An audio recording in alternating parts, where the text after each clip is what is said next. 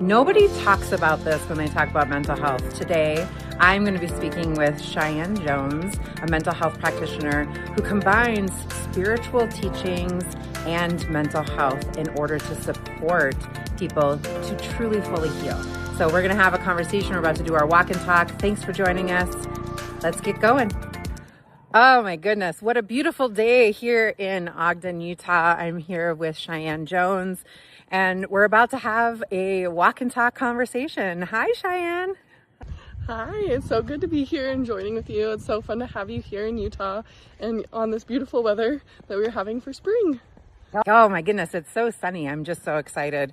I really want to talk to you because when we first met, you were already an active mental health professional seeing clients.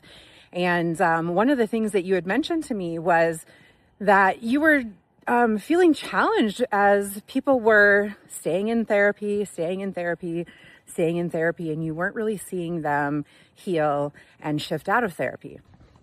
Yeah, I think that was the biggest thing that made me feel like stuck, like something we're doing is not working. Like it is a like scientific mindset, like we weren't getting the results we were seeking. Like people were getting more sick, they were more stuck in therapy for years. And to me, I just didn't understand why. Like it was like something's missing, and I couldn't quite put my finger on what that was until I started opening up my mindset into these holistic spiritual realms that like I think we're missing spirituality in true healing. Yeah, I think you're tapping on something. There's, we talk about this in the mystery school, and the concept is if we could have healed through the mind as humanity, wouldn't we have already done that? I mean, our mind is something we rely on and maybe over rely on, and yet we can see out in society that there is quite a bit of mental health crises happening. Yeah, and I think like you can talk about it and you can process about it, but at some point the story becomes redundant. It's overtold. We get too attached to it. We get too stuck in disempowerment and a victim mindset. And what I've really found, especially being and learning about somatics and spiritual energy healing tools, is that the story is an important piece, but it's not the thing that heals you. It's understanding and connecting to the emotions, to understanding what the thoughts are, and how this is affecting our behavior. How are we showing up? How are we reacting to people, places, things, and scenarios? And so when we do somatic work, and I do somatic work with my clients, we really don't really talk about the story. They've told it probably several times, but we're tapping in to the unwitnessed emotion and the pieces of us that have been left behind in the trauma or in the wounding that we experienced in the past. Yeah, and I think one of the things I've really seen you get traction with your clients with is not only are you using somatics to help unlock what's stuck in the body, but then you started applying what you knew in the mystery school teachings around energy healing. So how did you make that transition, and what was going through your mind when you were like, I'm going to start trying this energy healing on my mental health clients? I was actually really afraid when I learned things in the mystery school and became an initiate and started getting these deeper understandings of us as humans and the mind and the emotions, because I wasn't quite sure how to come back into the mental health community. I think I was afraid of being ostracized and disbelieved. So I almost walked away from being a therapist, actually. And it was at the end of my own deep healing and coming into more of my purpose that if I didn't bridge the gap between mental health therapy and energy and spiritual healing, I would be doing the world a really great disservice. And so I had to have that courage and strength to show up as this practitioner now that was out of the norm, that's not really seen. Nobody's really kind of done it before. I didn't have somebody to sit and watch and say, how do I do this? I've had to figure it out on my own. And what I've really found with these tools from the mystery school, especially now being a life activation practitioner, is it's one tool that I always offer to my mental health clients, because it's not about talking. It's not about the mind in that sense. It's they can come and get a life activation and it shifts something on this really deep spiritual level for them. And it helps them to reconnect to who they really are. Not their story, not the baggages or the labels or the masks that we like to wear, but the truth of who they are and what is their purpose here. And that's something that happens in one session.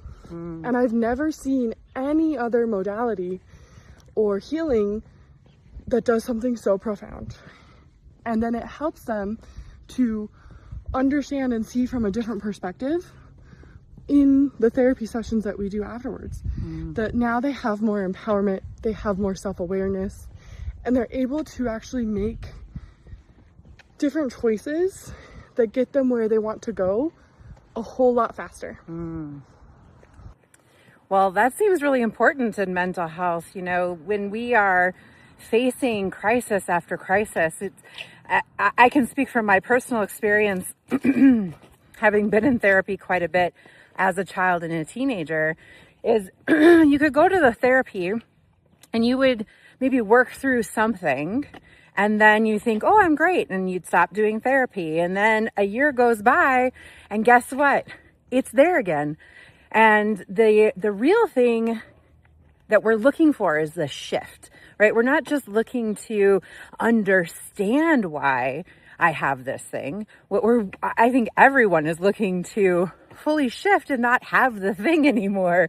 And I think that, you know, this place of, we really can't rely on the mind to help us with the shift, because the mind is really just like a program. So it's just playing the program, and we all have a natural rhythm. And so our natural rhythm is going to consistently bring back the program. Have you noticed that with your clients, the program? Oh, of course. And I think they get so frustrated. And I think this is why sometimes people even give up and stop coming to therapy, is because they think that these things don't work. They're never going to heal. They're always going to be stuck, because maybe they'll have a mindset shift. They'll understand something maybe really deeply, but they don't know how to put it into action because they have these programs that are blocking them from truly changing the mindset and the behavior, right? All people come in wanting to change a behavior, but if it was so simple as to just like stop doing that, right? People would be healed. It's not that simple. It goes into the deeper layers of like, well, why are you acting that way? What thoughts and feelings and even past like memories or childhood stuff is causing or influencing that behavior and those choices or reactions. Because many of the times our reactions are subconscious. We don't think that we have very much control over that. It's just happening to us versus us being empowered and actively, consciously making the choice to do those things. Yeah. So I found many times clients will get frustrated because they'll say they took one step back and like 10 steps backwards. And when we apply tools like the life activation and even somatic therapy has this underlying thread of, we're talking about something intangible.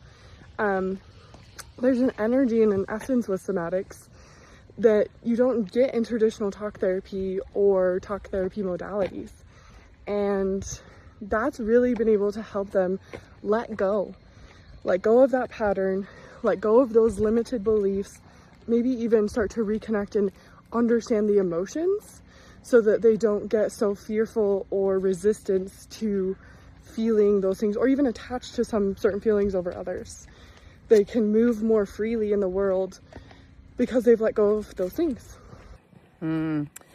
Yeah, and you know, it's like a shift. So there's processing, right? So when we process, of course, we are staying in the thing and we're trying to understand it, and we're telling the story again and again, and yet we really want the shift. And the shift requires that we do action in a new way, right? So if we are doing the same thing over and over again, we are going to keep getting the same results. And I know I have an understanding from the 12-step program that says, okay, well, that's actually the measure of insanity, doing the same thing again and again and expecting that this time it's somehow magically going to be different. That is insane action. So I think that that's something that we don't talk about in mental health. We don't talk about that many times the treatment actually is a prolonged insanity. It's like, let's just keep trying the same talk thing. And it just doesn't work. We also have to acknowledge that most of the things we're dealing with are actually spiritual in nature. And the disconnection from God and the disconnection from the light, this is what really causes most of our mental health problems. And, so if we divorce God and we divorce the universe and we divorce spirituality from mental health recovery, I'm not sure how we can actually ever reach full, pure, healed mental health. What do you think? I agree with that 100%. It's this really interesting concept that they keep you stuck in a loop to keep coming back and back without finding a real solution. And my goal as a mental health therapist is I want you to get out of therapy. I don't want you to be a forever client. I want to give you the tools and the understandings that you need to go live a life of empowerment and joy and freedom and connection to self and connection to God and the universe and the world around you. Because without those things, of course, life feels meaningless. Of course, you don't understand your purpose or why things are happening to you. You just think everything's a bad or negative thing, instead of being able to see it from an empowered perspective of like, well, what has been my part to play in this? Where is my choices or my lack of choice, where I've given away power to something or somebody else, where I've not been able to come back to and connect to self. Yeah. And one of the things I love so much about, the mystery school tradition and how we deliver yourself to yourself. Mm-hmm. It is really, I haven't called this podcast or video cast yet, The Journey of the Self, but I definitely have been thinking about it because I think that's the thing I'm most interested in talking about. I'm interested in talking about the fact that we are all on a journey of the self.